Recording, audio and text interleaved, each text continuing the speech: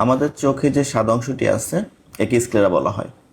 আমাদের শরীরে বিভিন্ন রকম সিস্টেমিক ডিজিজে এই স্ক্লেরার কালার চেঞ্জ হতে থাকে, অর্থাৎ এই সাদা বর্ণ থেকে বিভিন্ন রকম বর্ণে ধারণ করতে পারে। তার মধ্যে অন্যতম হচ্ছে ইয়েলো, ব্লু, রেড, কখনো কখনো গ্রিনিশ হতে পারে। তো এখন আমরা জানার চেষ্টা করব যে কোন কোন কন্ডিশনে আসলে আমাদের এই চোখের স্ক্লেরার বর্ণটি পরিবর্তন হয়। সর্বপ্রথম আমরা জেনে নেই যে স্ক্লেরার নর্মাল কালারটি হচ্ছে হোয়াইট কালার। হোয়াইট হচ্ছে একদম নর্মাল কালার, অর্থাৎ আপনি যদি বডিতে কোনো সিস্টেমিক ডিজিজ না থাকে তখন এটি হোয়াইট কালার থাকবে, অর্থাৎ সাদা থাকবে।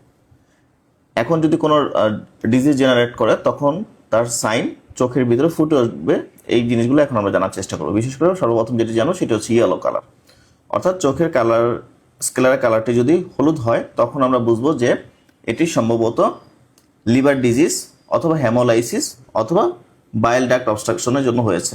লিভার ডিজিজ বলতে লিভার সিরোসিস অথবা লিভার ক্যান্সার এর জন্য হতে পারে। হেমোলাইসিস হচ্ছে রক্ত ভেঙে যাওয়ার কারণে হয়, বিশেষ করে যেমন বিভিন্ন রকম ইনফেকশন থেকে রক্ত ভাঙে, ম্যালেরিয়া জনিত কারণে রক্ত ভাঙতে পারে, এছাড়া সাপের বিষ থেকে রক্ত ভাঙতে পারে, এছাড়া সিভিয়ার বার্ন যদি কারো হয় তারও হেমোলাইসিস হতে পারে। এরপর হচ্ছে বায়োল ডাক্ট অবস্ট্রাকশন, অর্থাৎ বায়োল ডাক্ট যদি কোনো কারণে অবস্ট্রাক্টেড হয়। বায়োল ডাক্ট বলতে আমরা যেটাকে বুঝি সেটি হচ্ছে পিত্তনালী, অর্থাৎ পিত্তনালীর মধ্যে যদি কোনোভাবে প্রতিবন্ধকতা তৈরি হয়। তার মধ্যে অন্যতম হচ্ছে পিত্তথলিতে পাথর, পিত্তনালীতে পাথর, এইসব কারণে অবস্ট্রাকটিভ জন্ডিস ডেভেলপ করে এবং অবস্ট্রাকটিভ জন্ডিস কিন্তু চোখের বর্ণ অর্থাৎ চোখে যে স্ক্লেরা থাকে তাকে ইয়েলো করে ফেলে। এরপর হচ্ছে ব্লু কালার। স্ক্লেরার সাদা অংশটি যদি ব্লু হওয়া শুরু করে তখন তার মধ্যে অন্যতম যে কারণ সেটা হচ্ছে অস্টিওজেনোসিস ইমপারফেক্টা।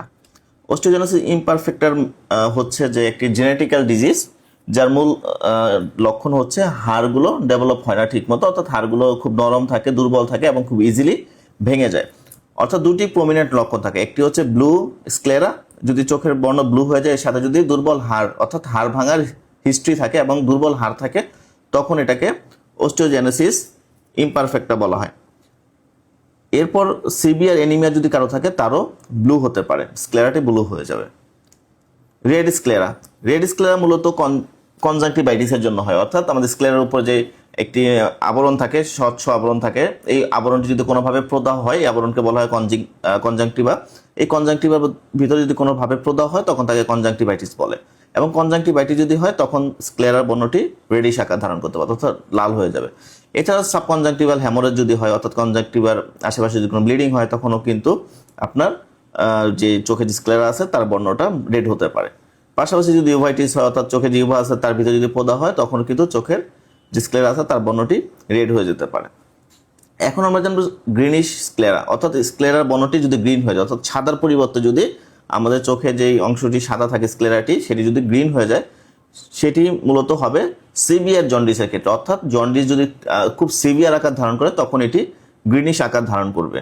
এছাড়া যদি বিলিবার্ডিন ডিপোজিশন হয়, আমরা তো বিলিবার্ডিন সবাই জানি যে আরবিসি থেকে হিম ভেঙে হিম তৈরি হয়, এই হিম থেকেই আপনার বিলিবার্ডিন রূপান্তরিত হয় এবং বিলিবার্ডিনই পরবর্তীতে বিলিরুবিনে রূপান্তর হয়।